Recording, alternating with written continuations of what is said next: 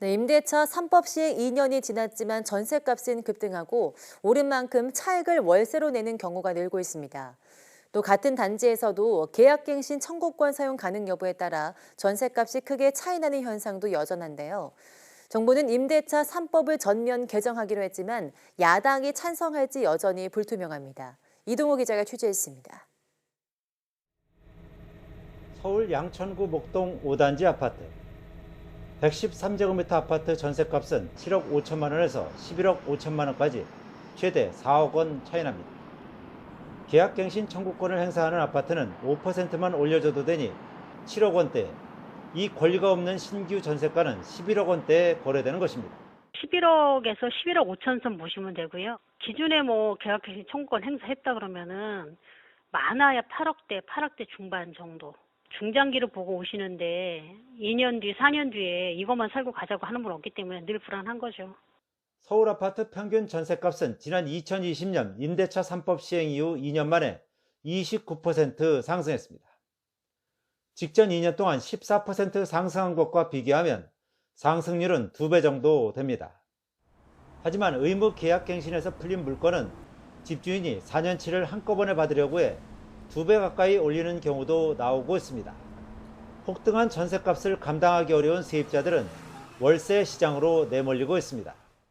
전세가 오른 만큼 차액을 월세로 받는 경우도 많아지고 전세자금 대출보다 월세 전환 이자가 더 싸기에 월세를 선호하는 세입자도 늘고 있습니다. 이 같은 현상 때문에 우려했던 전세 대란은 없었습니다.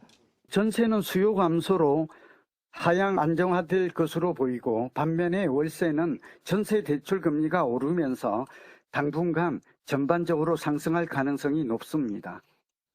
올해 전국 상반기 월세 거래량은 2020년 같은 기간보다 46.1% 증가했고 서울의 월세 거래는 무려 58.2% 늘었으며 전세 거래량은 6% 감소했습니다.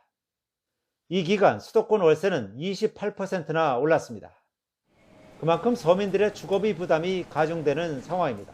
전세 대출을 받기보다는 차라리 월세로 전환하려는 세입자들이 늘면서 월세 비중이 늘어날 가능성이 큽니다. 또 지방 등 소형주택에서는 전세 보증사고나 깡통전세 우려가 커지면서 일부러 월세로 일부 지불하려는 세입자들이 늘어날 수도 있습니다. 전세값 폭등과 급격한 전세의 월세화 등 임대차 3법의 부작용이 심해지자 정부는 전면 손질하겠다는 입장입니다. 임대차 3법은 이대로 갈 수 없는 법이다라는 평가를 명확하게 내리고 있고요. 월세, 전월세의 이 벼락 같은 폭등을 안정화시킬 수 있는 이런 취지를 달성하면서도 시장 원리에 따라서 작동하고 임대인들도 공급량을 늘릴 수 있도록 임대차 3법을 개편하겠다는 정부의 의지가 강하지만 거대 야당이 이에 부정적이어서 어떤 선에서 타협이 이루어질 수 있을지 관심을 끌고 있습니다. YTN 이동호입니다.